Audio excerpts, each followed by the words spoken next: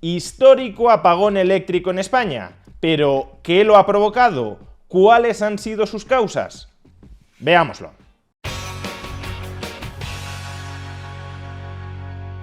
Ayer, lunes 28 de abril, España y Portugal sufrieron el mayor apagón eléctrico de toda su historia. Alrededor de 55 millones de personas permanecieron sin suministro eléctrico cerca de 12 horas. ¿Y por qué se produjo este gran apagón? Pues todavía no disponemos de toda la información como para alcanzar conclusiones definitivas, pero de momento la mayoría de analistas sí está llegando a una conclusión preliminar, siempre con prudencia y con cautela a falta de recibir nueva información. Y esa conclusión preliminar es que el sistema eléctrico español se ha vuelto demasiado frágil como consecuencia de la sobreinversión en energías renovables.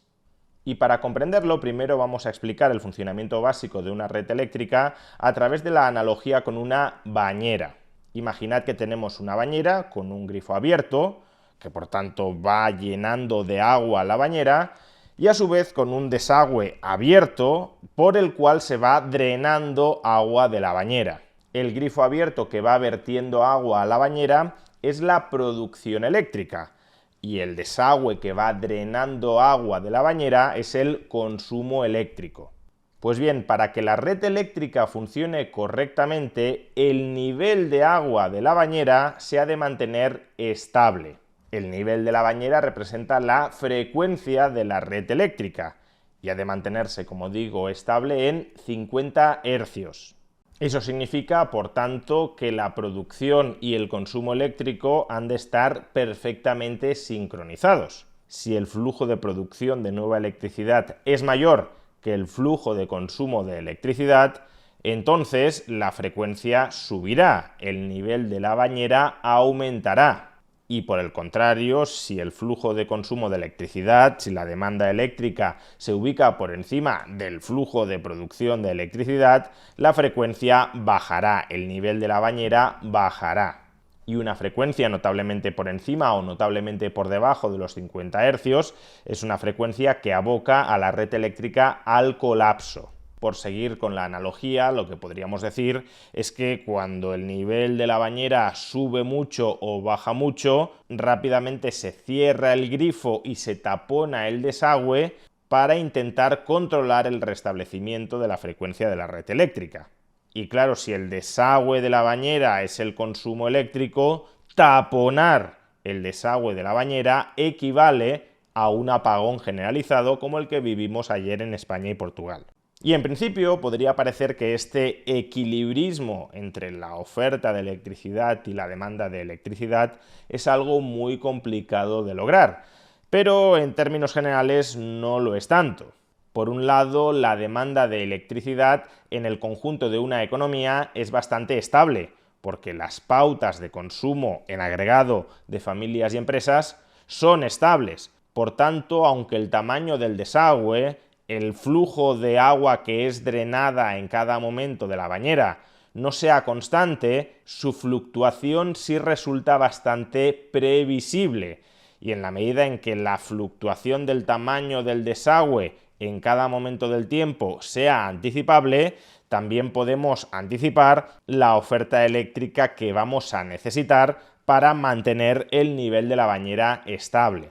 Si el sistema eléctrico cuenta con centrales de respaldo, es decir, centrales que se pueden activar o desactivar para generar o para dejar de generar electricidad en cada momento, cuando anticipemos que la demanda de electricidad va a aumentar, pues simplemente tenemos que incrementar la oferta de electricidad. Y cuando anticipamos que la demanda de electricidad va a caer, lo único que tenemos que hacer es reducir la oferta de electricidad. Básicamente, si somos capaces de anticipar cuándo el tamaño del desagüe va a aumentar o cuándo se va a estrechar, simplemente tendremos que ir abriendo o cerrando el grifo para igualar el flujo de salida de agua con el flujo de entrada de agua, de tal manera que el nivel de la bañera se mantenga estable.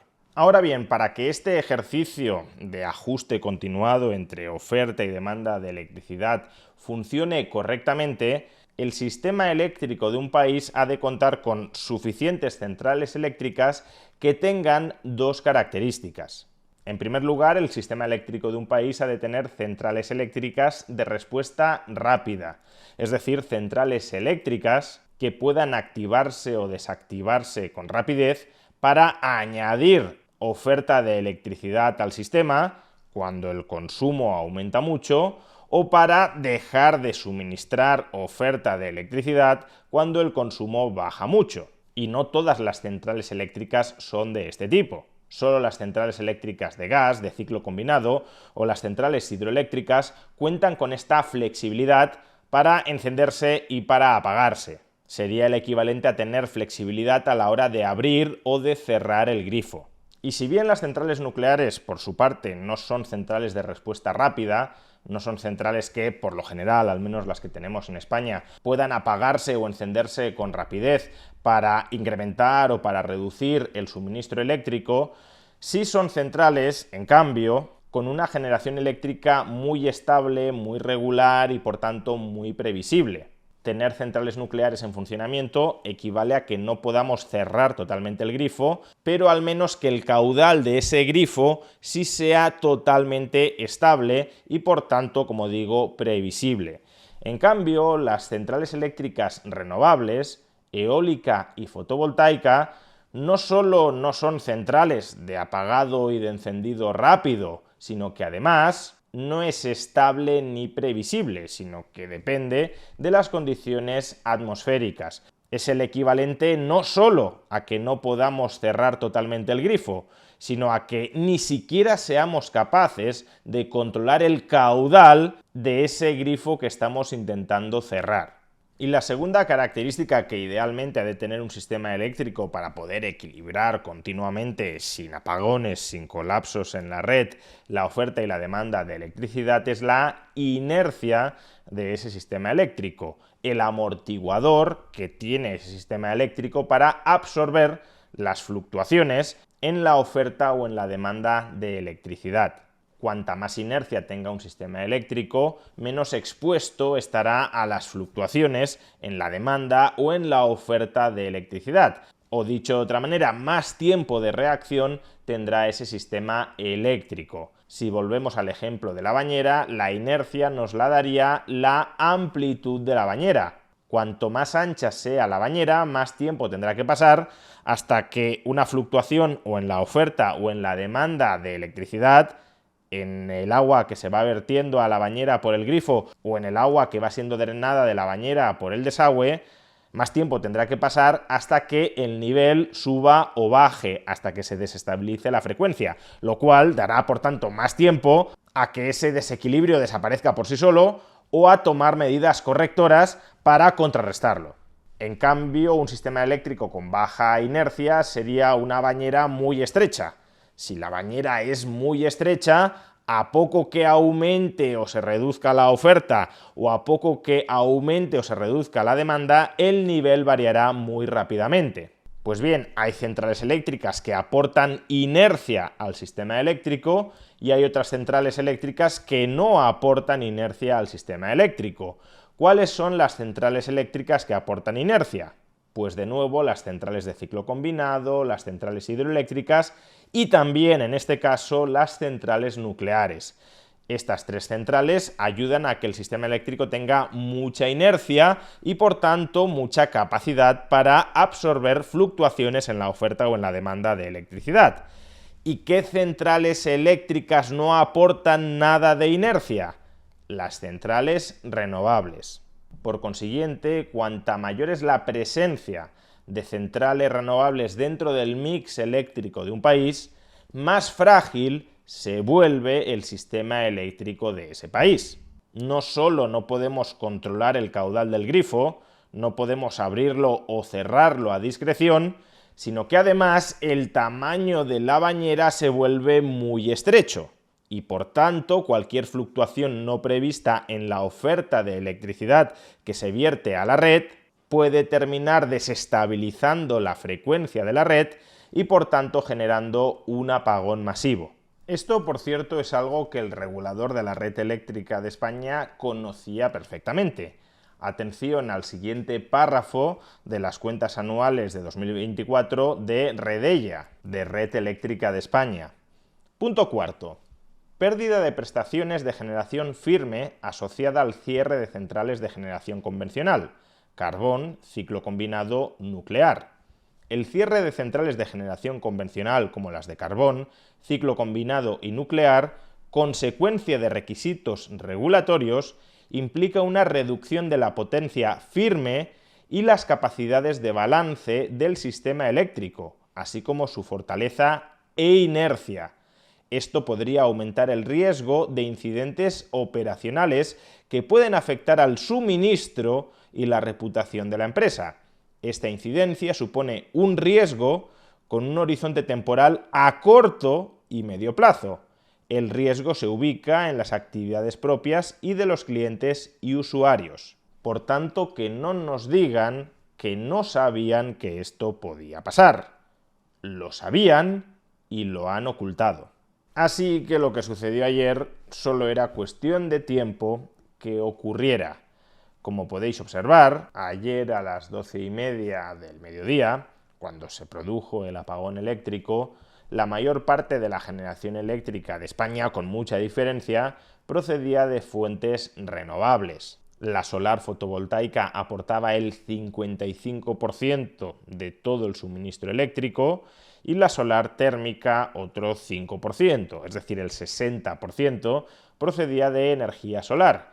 A su vez, la eólica suministraba el 11% y la térmica renovable otro 1%, es decir, casi 3/4 partes de toda la generación eléctrica en ese momento procedían de centrales renovables, es decir, centrales que no son de respuesta rápida y que además no generan ninguna inercia en el sistema. Por tanto, y esto es lo importante, ayer a mediodía el sistema eléctrico español era enormemente frágil.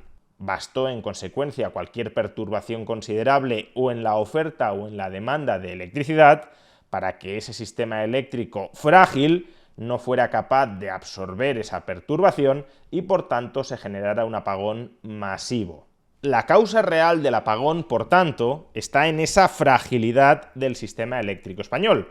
Es verdad que un sistema eléctrico frágil, si no se expone a ninguna perturbación en el consumo o en la producción, no tiene por qué sufrir un apagón. Pero en sentido contrario, un sistema eléctrico que no sea frágil podrá enfrentarse a perturbaciones considerables en la producción o en el consumo de electricidad sin que ese sistema se caiga. Como el Gobierno de España, su política energética es responsable directa de la fragilidad del sistema eléctrico español, ahora el Gobierno de España va a intentar marear la perdiz para decirnos que la causa del apagón es alguna perturbación externa al sistema, en la producción o en el consumo, que aún está pendiente de dilucidar, de aclarar, de investigar, que eso es algo que vamos a tardar meses en conocer, y eso es verdad. Cuál haya sido la causa anecdótica que haya provocado la perturbación en la generación o en el consumo, que haya tumbado el sistema eléctrico español, es algo que podemos tardar bastante en conocer, pero es que, insisto, la causa real, la causa política del apagón de ayer